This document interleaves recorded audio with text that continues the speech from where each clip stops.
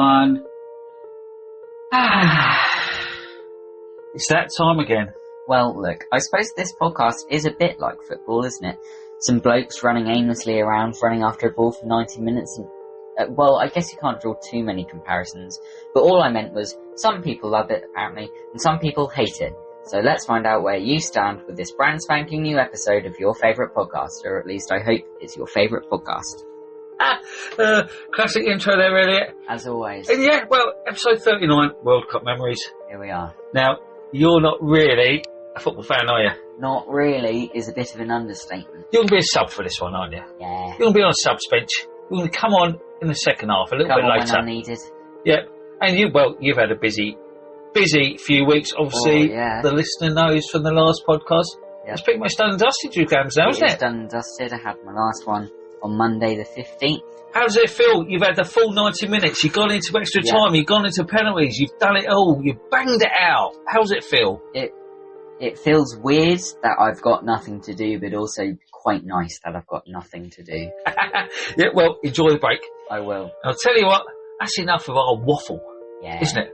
Let's go meet our special guest. Yes, folks, we've got a special guest who's going to chat World Cup memories. See you in a bit.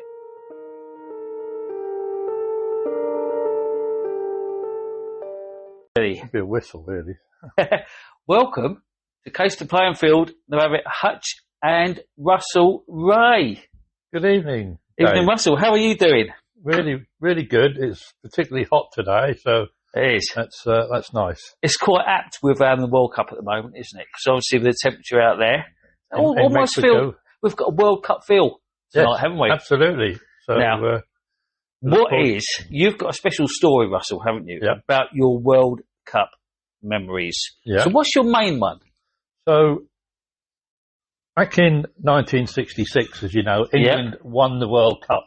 Yeah. And that's the last time they won the World Cup. Yes, It's it been is. a long wait. I was 8 years old, and I was absolutely besotted by the World Cup in 1970. Yeah. Which was the following one. And there was great expectations then that because wasn't we've won it, Yeah. we're going to win it again. Yeah. And we'd actually gone 10 games undefeated when we went into that World Cup.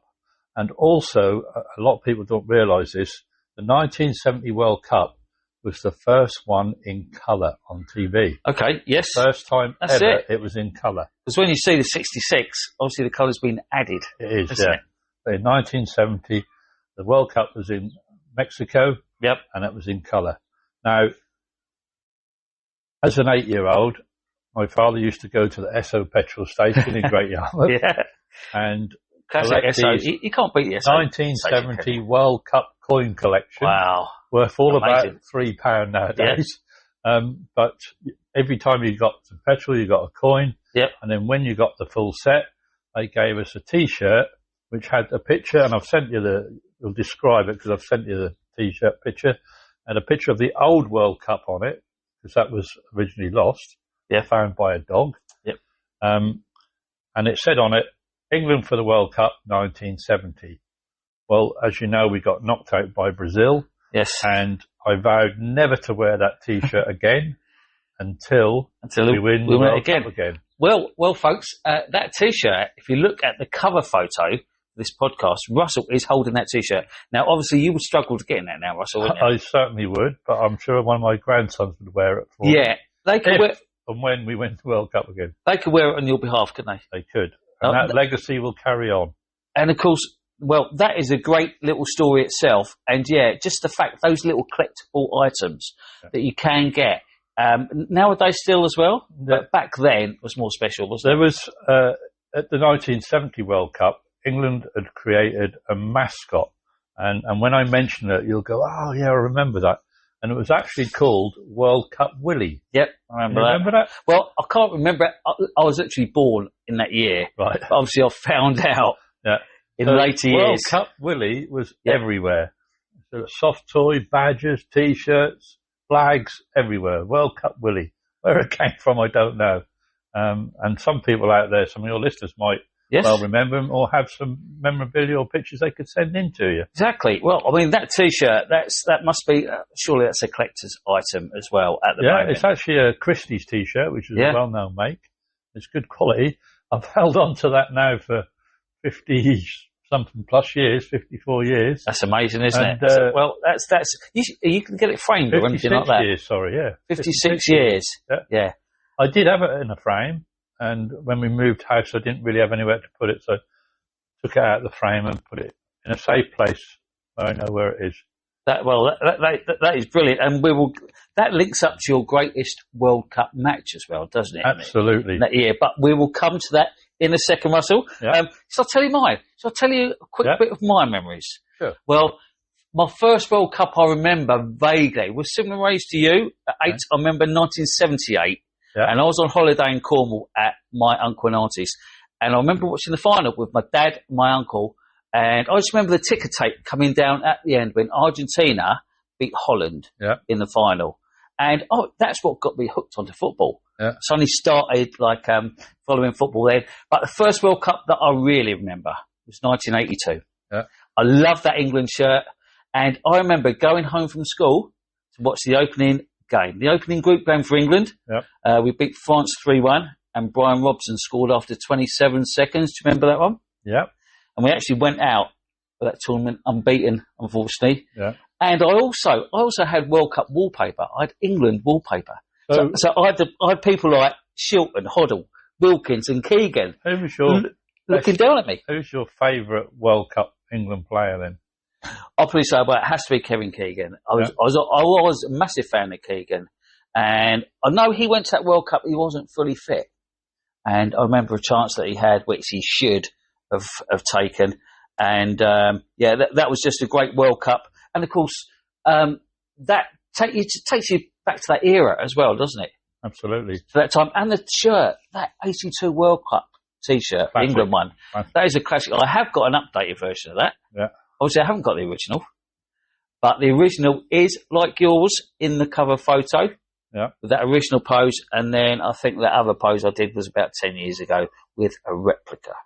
So, that was definitely my World Cup memory, my main one, the Spain 82 World Cup. Brilliant. And what about, Russell, your favourite World Cup match?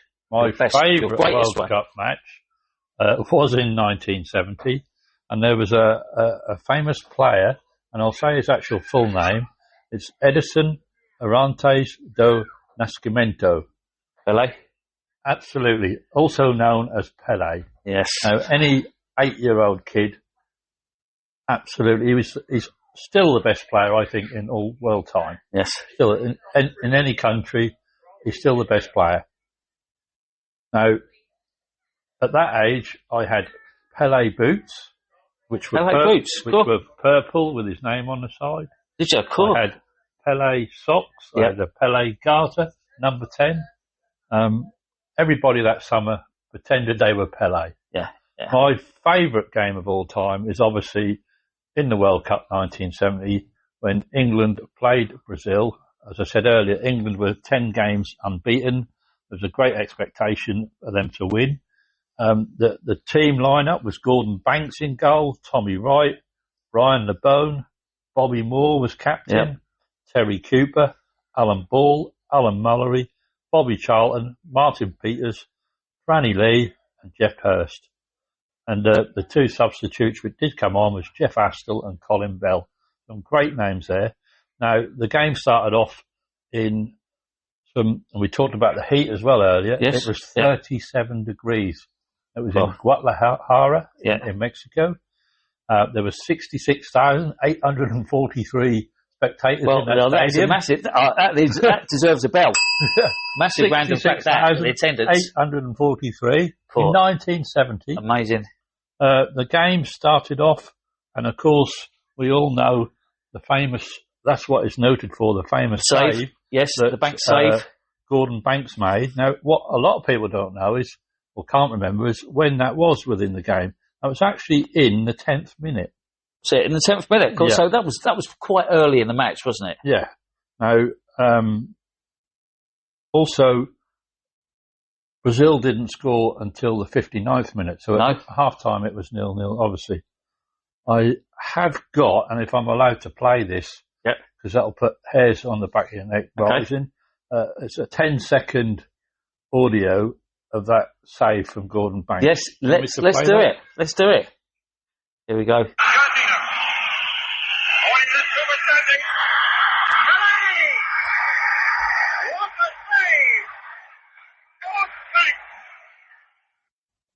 That brings back so many memories. Oh dear. So at the time, you watching that, what did you actually think? What was going through your head? Well, the commentator actually shouted goal. They thought that was going in. Yes. I mean, Pele rose above our defender, which I believe was Tommy Wright. He's about 3 foot higher than Tommy Wright when he was in the air. If you watch it again, it's still available on YouTube. Banks, how he got to that save and put the ball round the goal was incredible. That is one of the most iconic World Cup saves. The ball was taken down the wing by Jorginho. Yep. He crossed it. Pele in the middle, header, and that was the save of all time. And that game just sticks in my mind year after year. Every time the World Cup comes along, I always remember think of that one. I always remember that. That's a little bit similar to my muscle, because there's a game that always sticks out for me, and that again is the '82 World Cup when Italy beat Brazil 3-2. Yeah, remember that one? And Paolo Rossi got the hat trick, and you had the great Brazilian players. I think Socrates and Falcao scored for Brazil, and I was like you. I was like in awe of that Brazilian side. You had Zico as well. I remember playing with my brother. We were pretending like we were smashing the ball into my mum's shrubs, pretending we were like Falcao. Yeah, shots. You can imagine the whole nation. Say Jorginho scored in the 59th minute, a cracking goal, and Brazil won. We were knocked out of the World Cup. Yeah, it was like the whole country was in mourning. And as you they say, could not believe it. The players, when they came back on the plane, they're holding their heads down. Yes, you know, it was an unbelievable experience. That's all I can say, to actually lose that. And that's one of the reasons I've kept hold of that T-shirt. Oh, yes, definitely. That I'll wear it again. When it was an amazing World Cup, and some great memories created from that World Cup for you. What about goals? I mean, I have to use a bell for this. The goals, World Cup goals, the greatest World Cup goals is literally endless. Yeah. It is endless. You could go on forever talking about them. Yeah. Is there one goal or a handful of goals that particularly stand out for you? I think the Beckham era when he played, just the situations we were in for him to then pull it out of the bag are very memorable. What's your favourite goal? Well, one of my favourite goals is definitely France '98, Michael Owen against Argentina. Yeah. He'd pretty much just burst onto the scene as an 18-year-old, and the way he just took the players on and hit it into the top left corner, didn't he? Yeah. Amazing goal. Unfortunately, England went on to lose on penalties. They did, that game, and finished 2-2. But that's one of the outstanding goals. I just remember going mental when that goal went in. So, kind of leading on from the World Cup, I just want to share my memory of my first ever football match that I went to and experienced the crowd. I was then 10 years old. It's 1972, and it's the 20th of December 1972. And Norwich City, who I've been a supporter of all my life now, were in the semi-finals of the League Cup against Chelsea. We were 3-2 up, and Chelsea had a player called Peter Osgood. I don't know if you I remember him. Peter I've heard of him. I've heard him well. Well known from the 70s. In them days, there was no seats. It was all standing, and the kids were at the front. My father was behind me, and he kept hold of the scruff of my neck, because every time the crowd surged forward, you'd get crushed. And I can remember for the majority of the match, and it was abandoned after the 84th minute, and I'll explain that, we were singing Osgood, no good, Osgood, no good, all the way through from start to finish. Now, we were 3-2 up, and the match was abandoned because of fog. Right. The thick fog came down. The referee had already stopped the match for 25 minutes, and you'd thought with 6 minutes to go he'd continue, but you could not see your hand in front of your face. Right, cool. So the match was abandoned. I remember looking up to my dad when we scored and said, "What do I do now?" And he said, "Jump up and down." And we came out of the stadium after the match, and we were walking over the Carrow Bridge back up the hill, and a police car, which was one of the little Hillman Imp Panda cars, tried to drive through the oncoming crowd. So, of course, they just walked over it, kicked his blue light off, and that was my first introduction of football. Right, okay. And I thought, wow. And what year was that again? That was the 20th of December, 1972. Okay, so that was soon after your World Cup then. Yep. Actually, that's a bit of a coincidence. That's 2 years after. Now, after my first memories of the World Cup in 78, with seeing Argentina win it, and literally 2 years later as well, I went to my first game at Colchester United. Yep. It was a testimonial game, a Steve Leslie testimonial game against Wolverhampton Wanderers. And in the Wolverhampton Wanderers side, there was Emlyn Hughes playing. And then, of course, we went on to the World Cups after that. Do you want to hear some comments, Russell? Yep. We've had some comments sent in. This is Bart Heyman, right, friend of mine. His World Cup memories. Right. It's Italian 90. Yeah. That was a great tournament, that, wasn't it? He says, legendary England side with fans and the team together. Gazette on fire. Lineker's goals. Also, Terry Butcher with his classic bloodstained T-shirt. And Platt for the injured Robson. Yeah. Remember that moment? And, of course, that iconic volley by David Platt to beat Belgium. Yeah. That was an amazing tournament, wasn't it? And of course, England's 3-2 win over Cameroon. Yeah. With in the quarter-final, wasn't it? So that was a great tournament in itself. Roger Miller, Cameroon, of course, Gaza, Lineker, Bobby Robson. Of course, again, though, England went out on penalties, didn't we? Yeah. Great expectations. Yes, yeah. And of course, so disappointing. Yes. Year after year. It's always, I mean, we've got another comment here. Jack Daw, my mate Jack, he says that as well. Pain and suffering following England in various tournaments, World Cups and Euros. He loves the 82 World Cup as well. And remembers Tardelli scoring in the final and Harold Schumacher in goal for Germany. Do you remember him? Yeah. Schumacher. After almost decapitating Patrick Battiston in the semi-final against France. Now, that game, he says, that France v Germany game in the semis was one of his greatest games he's ever watched. He used to collect as well the Panini stickers from 82 and 86. My younger brother he still does it now. A full set of them. Has he? Yeah, he's hung on to it ever since. Oh, what? From what year? I think it's 1982. Is it? Wow, amazing. Yeah. Oh yeah, that is. They're just classic stickers, aren't they? Yeah. And he loves again the '86 World Cup. Do you remember Lineker's hat trick against Poland? He remembers that. Yeah. That was one of his highlights. And then, of course, we went on to lose 2-1 to Maradona's Magic and Menace, didn't we? So that was a bit of a shame. And of course, 2018. He remembers that World Cup well when we went out to Croatia in the semi-finals in extra time. So there is, with the World Cup memories, supporting England, we've had a lot of pain and suffering, haven't we? And who are we playing tonight? Croatia. Yeah. Exactly. Yeah, now, with our World Cup memories, obviously, fast forward to 2026, Russell, have you watched much of this World Cup yet? Yeah, some of the games have been on really late. I tend to just watch the 9 o'clock ones and then catch up. Obviously, France were on last night. Yeah, and Mbappe is on fire. Yes. So it took some time for him to get going.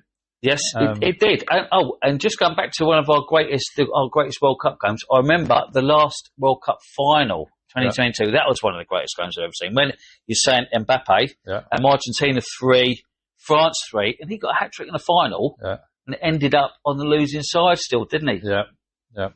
So, yeah. And I just worked out as well, it's been 56 years since I said I'd never wear that T-shirt. There's actually only been 14 World Cups because it's every 4 years, as you know. Yes. So it's a long gap between each one. 14 World Cups. Well, let's hope. Who knows? I mean, we say this every year, don't we? Well, we say this every 4 years. Yeah, England are going to do it. I'm at that stage now where I'm sort of half-hearted. I'm like taking a back seat supporting England. I used to really go for it. I used to go down the pubs, chanted, all the flags out.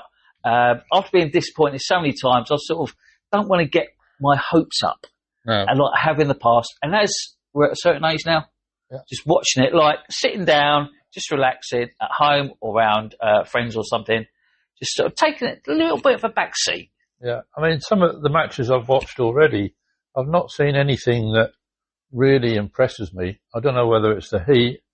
I think things like the hydration breaks kind of spoil the momentum. Stops the flow of the game. Team's just scored, Yes. and then they have to have a water break for 3 minutes. Yes. You know, that kind of takes the sting out of it.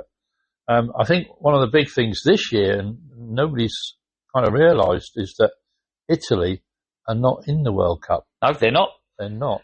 Which is quite surprising, considering it's been increased to 48 countries. Yeah. And Italy still didn't get in there. But some of these countries you've never heard of. Yeah, I know.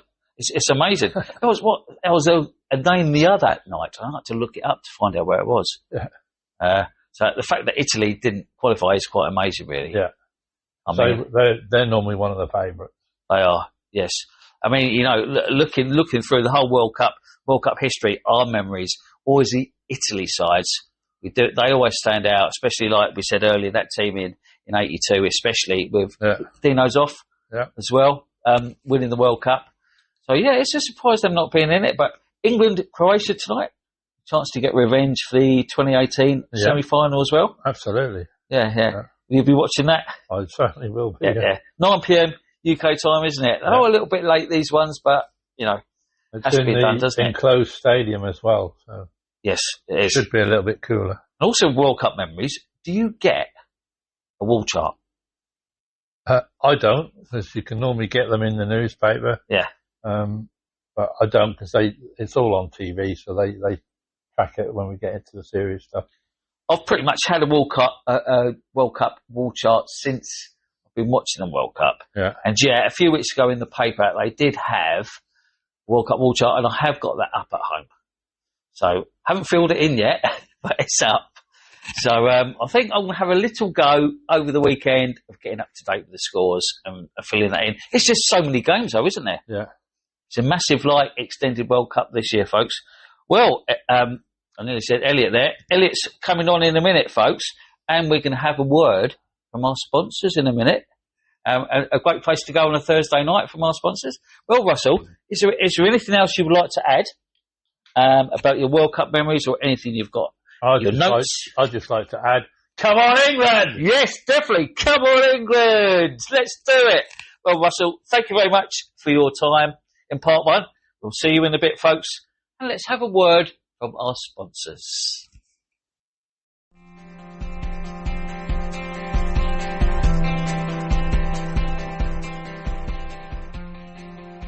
Are you a teenager? Bored in the evenings? Well, be bored no more with Casey Youth Club. What, the hangout? Yes, the hangout.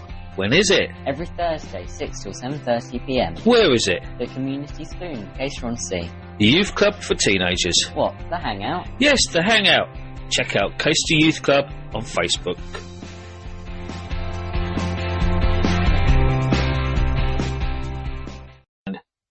Welcome back, and here's a random fact.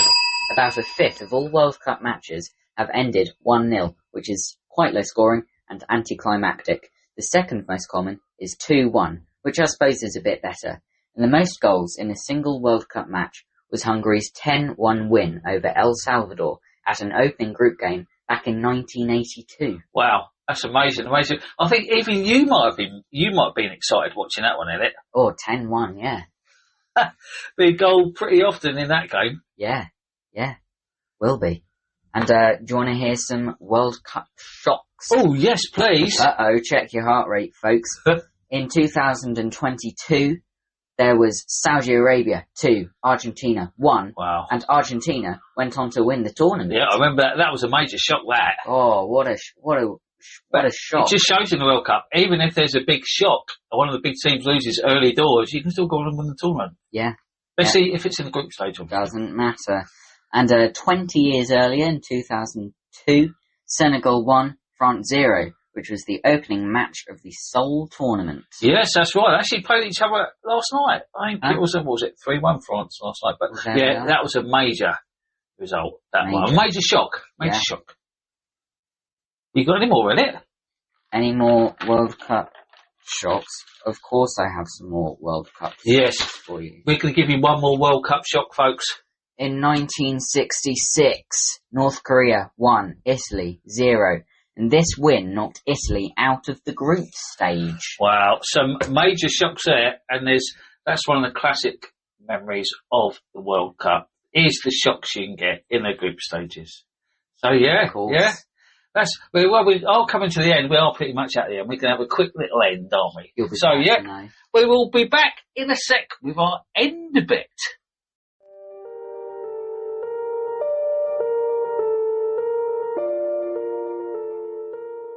Yeah.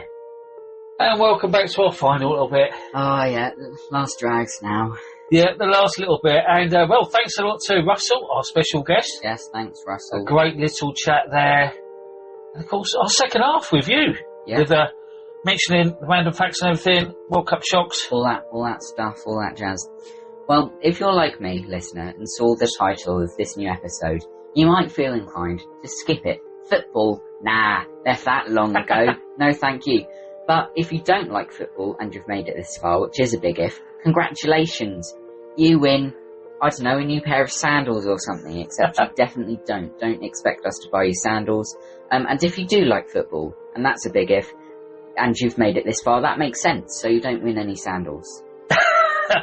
Classic stuff there, isn't it? And of course, well, it's announced the World Cup 2026. You'll actually might have been watching a little bit of a match tonight, might you? Yeah. Go around your ankles to watch the England match, England v Croatia. I'll have an eighth of an eye on that. Yes, an eighth of an eye. So it might be a tiny little bit of a World Cup memory created tonight. There might be. So anyway, folks, enjoy your World Cup memories in your everyday life and any random subjects you have in your everyday life. Thank you for listening. Thank you for listening, listener. And we'll see you next time on the Everyday Life podcast. Goodbye. Goodbye.